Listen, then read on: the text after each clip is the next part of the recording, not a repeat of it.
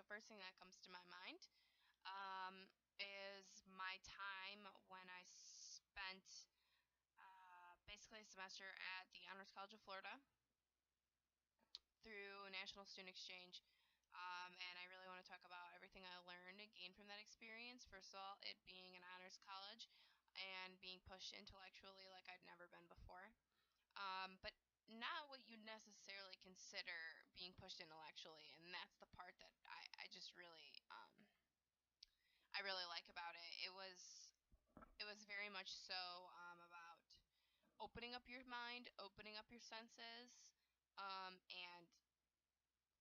and realizing all the components that occur in one's perception. So it was a very philosophical type school, but then of course it had a ton of educational requirements to back it all up, which was great. So of course I pondered lots of things about the world and really kind of had more of an insight to really what the types of things are that happen, especially in the United States, but worldwide. And I want to talk about um, one of my courses dedicated to anthropology, but it was around food. So the anthropology of food, and kind of how that all has affected the United States, but also the world. And then that, of course, seeps into farming in the world. And then that seeps into, um, you know, all the different issues we're having with agriculture nowadays. So, um, GMOs, organic, like what really is organic. A lot of people don't really understand that organic isn't necessarily what you think. Like, it still definitely has a lot of, I guess you could say, toxins and other chemicals involved in the process. A lot of the same chemicals that people use on non-organic fields. So that's kind of something that really blew my mind.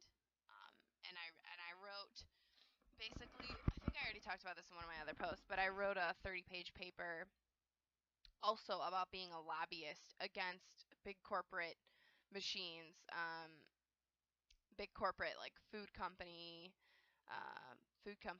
and of course everybody else that is involved in the purchasing and the selling of agricultural goods, and what it's like being a lobbyist in that sort of field, and how the world impacts that and how America impacts that. And it's quite sad because America is freaking horrible in that field. Absolutely terrible. We are the worst compared to a lot of other people. And that's something I want to talk about too, because I think it ties in well with my experience in Japan and realizing what values that country had as opposed to what American values were. And that being, of course, making sure the food is as wholesome and natural as possible. But really, I mean, you see natural on food labels here in America, and you can ultimately think, like, oh, that's probably not natural.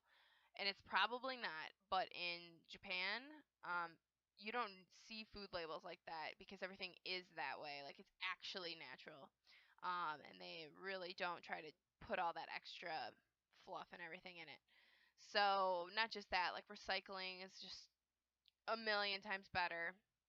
Their country itself, like, they just take care of the things that I feel you need to take care of to be successful in the long run as a species, and not just monetarily. I mean, of course, all countries have negatives and positives, right?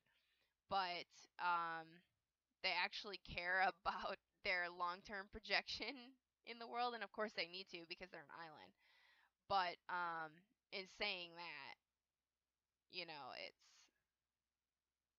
it, it's important. So, those are just the few things that I really want to touch base on.